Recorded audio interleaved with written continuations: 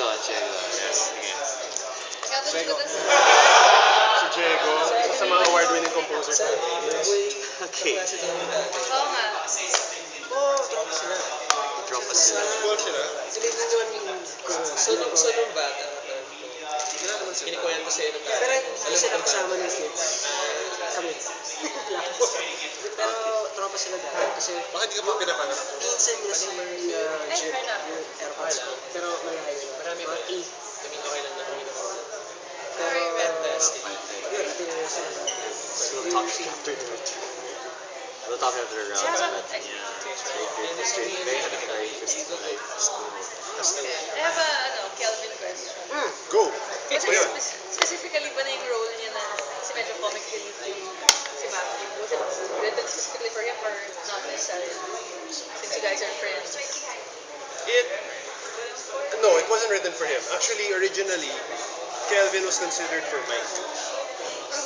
For Mike, Marco Baez. Oh! Yeah, we knew we wanted Kelvin In the film. in the film because he's such a natural. Well, I mean, the makers knew they wanted me in the film because they knew I'm such a natural comedic presence. So, sila Ramon and Marie, they were like, oh, we want you in the movie. Pero, yun, parang when I read for both roles, and then it made more sense to Marie. kung si Ramon yan. It made more sense to Marie na I be cast as Matt. Okay, that's a Kelvin question Maybe there. because I look more like a stoner than a young. Kasi mas bagay yung si Kelvin sa Matt. Okay. So then how Thank did you you. get Mark Baez?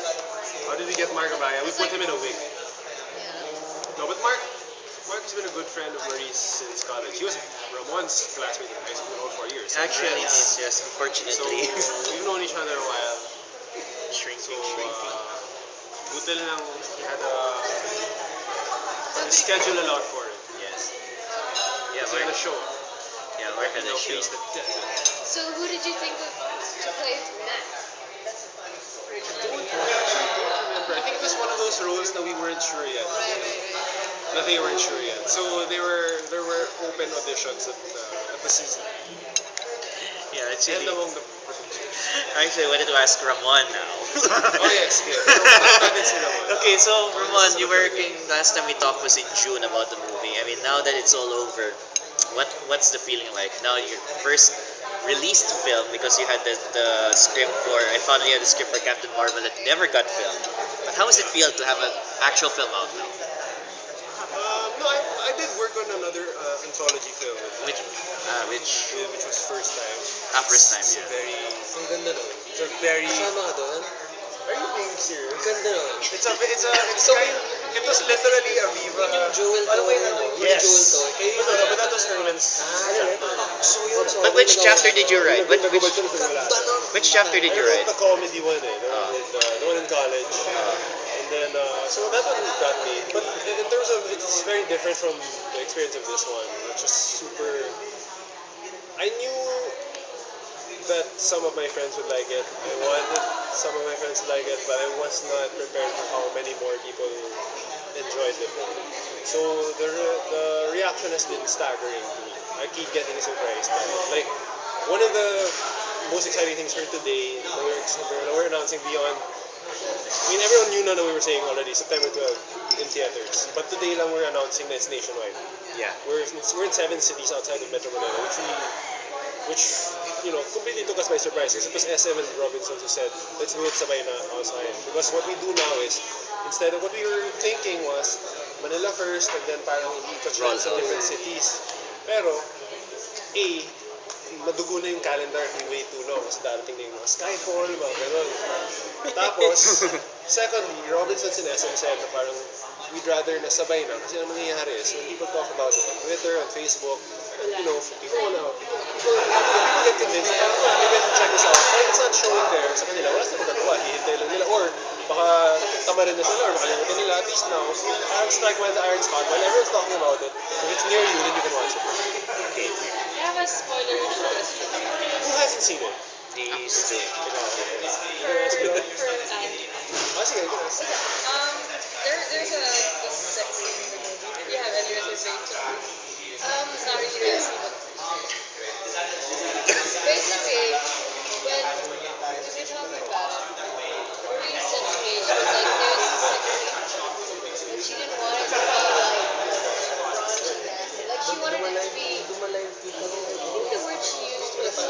classy and awkward.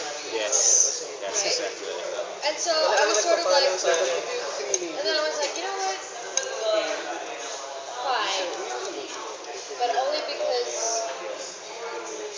she put it that way. I was like, okay. And so when we did it, actually, that was one of the easiest scenes to film. Oh no, we did it in like what, 3 days? Something like that. Yeah, it's just dedicated to me.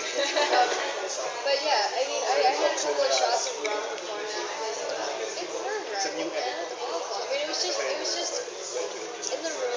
Everybody had left. It was just Marie was tired from the photographer, and it was me and Beth. And it was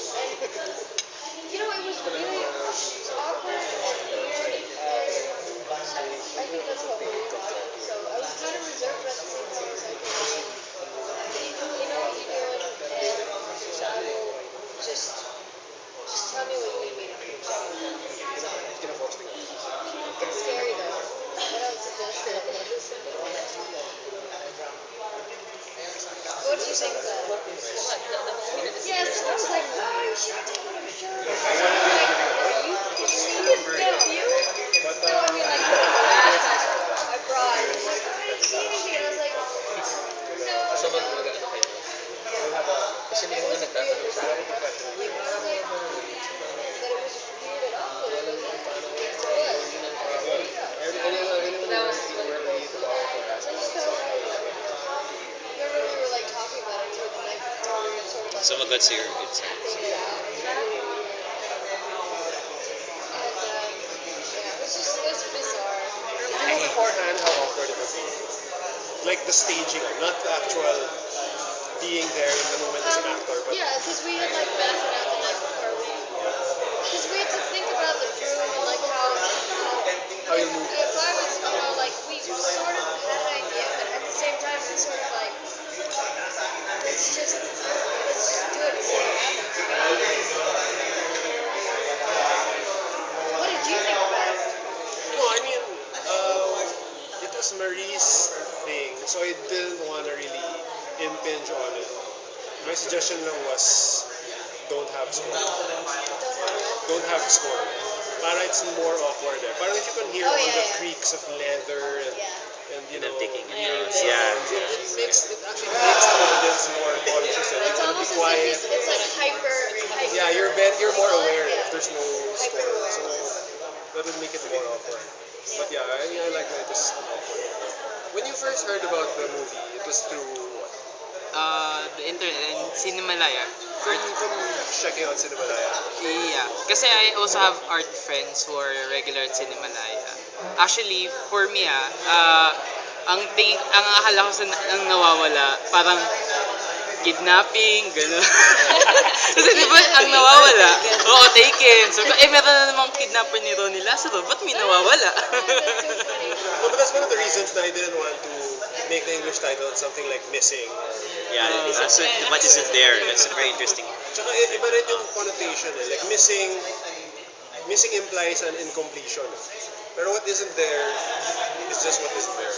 It may still be complete. Buo pa rin siya, pero may wala lang doon. Hindi yung, iba yun sa may kulang. I never asked you, ano yung process niyo ni Marie when you were working together? With, How much of it as Kelvin or ako? No, not you. How much of it is yours and how much of Is it is Marie's. Marie's? Follow up Sabi question mo- to that. Ay, sorry, wala. Follow up question to that. Kasi pumasok ka into it na meron ng story sa kanya. So how No. did... talaga? It was just. So many alright. Sige, No, share wait. mo lang. Sagutin mo lang yung Marie. What Marie had was some scenes, some shots, she had some of the characters, and the situations. Basically, a family in disarray. Tapos, someone who falls in love for the first time. One of the earlier drafts, medyo iba yung ending ng that story. Parang gano'n. But she could never parang it was like an incomplete alphabet. That's the analogy I tend to say. It's just like she had certain letters, mas kulang yung iba. So my job was basically sige, kung may Z ka na, one of the first things she had talaga is the very last scene, the very last shot. So parang my job is, sige, how do you optimize the dramatic payload of that scene? You make it difficult to get there. Now, it should be parang rewarding na, wow, umabot tayo dito. Dapat mahirap to get there. So, set up mo yung medyo strained talaga yung relationship with the mom and Gibson. And yet at the same time, you add the irony na the things that define Gibson is having a camera, his love of music. These are things that come from his mother. So that's something that is just, it's there in the background. It's actually in the flashback, you know this. But, well, Sorry to interrupt. That's 3-2. Make the last 2 minutes, so we encourage everyone to please wrap up. Even Thank how you. she closes her, even how Gibson closes his eyes listening to music, that's from His mother, Ron. oh, I It's saw from the that. flashback. So, parang yun, my job is to just add small things that would make it more dramatic or more surprising. Parang connecting tissue ako eh. Meron na siyang mga vital organs, may mga bones, pero ako yung naglalagay ng mga, You're like the tendons. yeah, muscles. But the thing is she brought this germ of the idea and then we plotted it out together. So, siguro 60-40 na. Na Yeah. more or less, or actually no, closer na to 65-35. Can I ask you a Wow. question?